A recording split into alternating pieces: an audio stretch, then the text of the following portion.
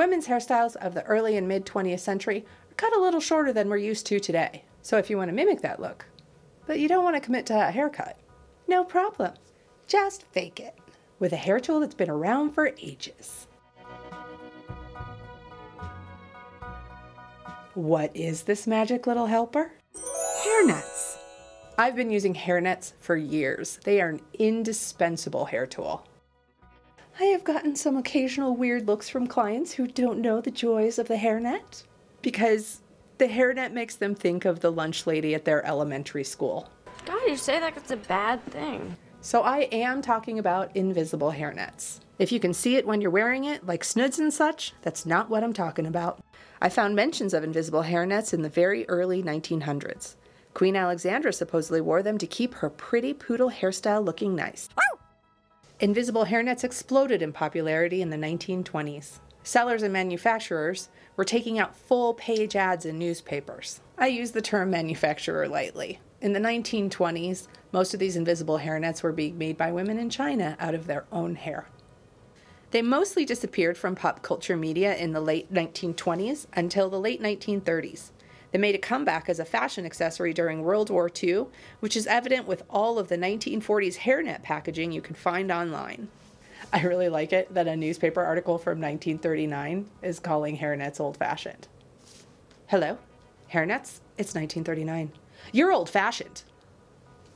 With the growing popularity of long hair in the early 1940s, and women going to work for the war effort, there were more needs for hair tools that kept the hair contained. The hairnet fit this bill.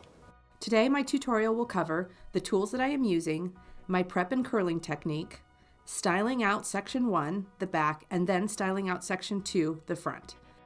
My model today has purple hair, and since I want the net to be invisible in her hair, I'll be using my new Chroma net custom color hair nets for this style. They come in a ton of colors to blend with fashion hair colors and other colors most hair nets don't match, including a bunch of options for redheads, so check out the links in the description to get yours. If your hair is a natural neutral, I have hair nets for that too. My Chroma net and Elefine hair nets will both fit for the style I am doing here. The other tools I'm using here, besides the trusty hair nets, are hot stick curling rods. The small size of these curlers makes them ideal for getting a small curl without wet setting.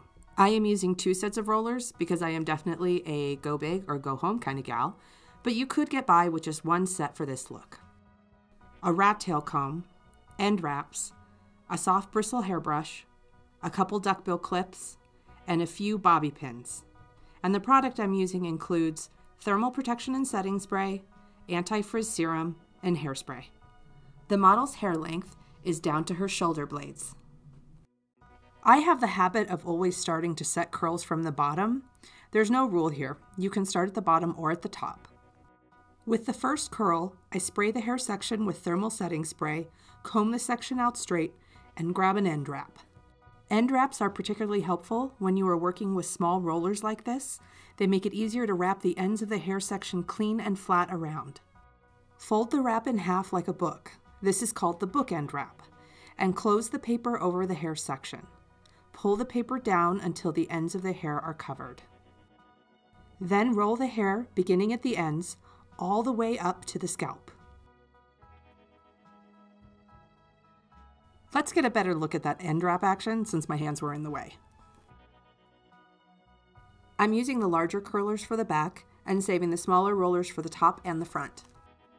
The sectioning in the back does not need to be super precise, but you do need to plan for how many rollers you actually have to work with. A hot stick set usually comes with 14 sticks. You will need about 5 or 6 of those rollers for the front, so that leaves 8 or 9 rollers for the back. If you have a lot of thick hair, it might be time to get a second set of hot sticks. Okay, I messed up at the beginning. I forgot to separate out the front of the hair. That won't affect the final look, but curling in sections will make the brush out stage a little easier to maneuver. So separate out the area above each of the ears all the way to the top of the head.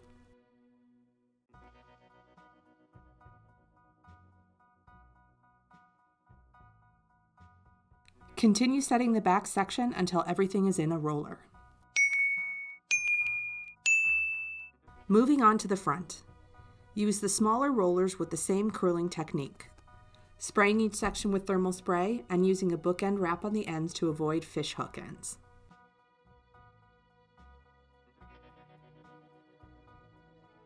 After the rods have cooled off, your curls are set.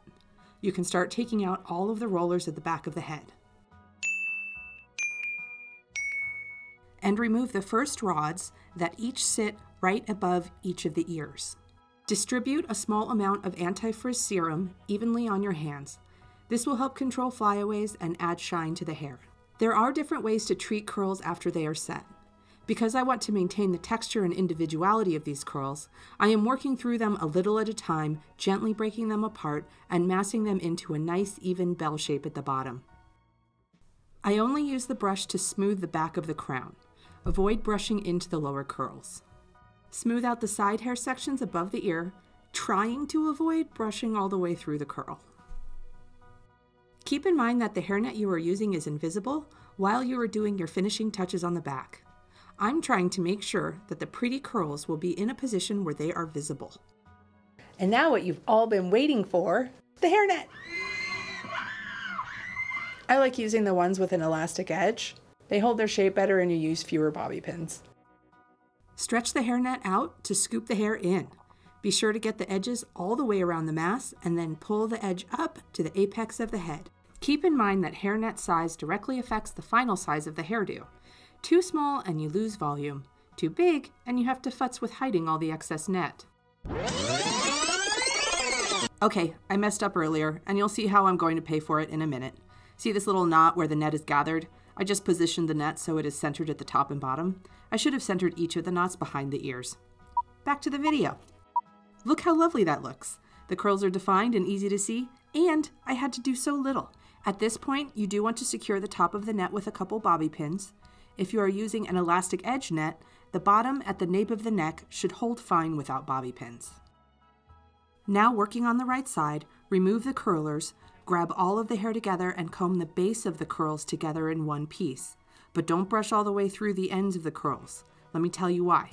In the final style, I want those curls to blend in with the curls that are in the hairnet. We are going to form the base into an S-curve, so back comb the hair and smooth over the top. Direct the base of the hair section back to start the C shape and comb over it in the C direction to enhance the shape. I'll use the tail of my comb to press at the arc of the shape to flatten and spread a little more. It makes the shape even more enhanced. And then your trusty duckbill clip will hold the shape temporarily while you finish your detail work. Now with the lower section of hairpiece, arrange the bends and curls on the outside so that they blend with the curls that are inside the hairnet. And bobby pin the hair in place. And here's where I am paying for my poor decision earlier. This stupid little nub at the top that was the gathered part of the hairnet, I now have to cover that up. It would have been so much easier to cover if I had positioned that part to be behind the ears. So I am taking one of the curlers from the left side of the head and making a comb over to cover this spot, which is fine, it will still be beautiful. But I had wanted to accentuate her cute middle part for this hairstyle. But oh well, moving on. With the last curl, I'm just following the same steps to flatten and smooth the section out. Cover the edge of the net and incorporate the curly ends to blend with the rest of the style. And in the end, you have a simple to do hairstyle that mimics the shorter length common in vintage hair, but without any commitment to a haircut. If you like this video, you should click that thumbs up. It helps put this info in front of other people who want to learn. And more people should know about this stuff. And subscribe so you don't miss any new videos. And you can read more about vintage beauty at the Bobby Pin blog. Thanks for watching. Poodle hairstyle looking nice. 40s net packaging you can find online. Let's do that again. And women going back to work they don't go back to work. They were never at work.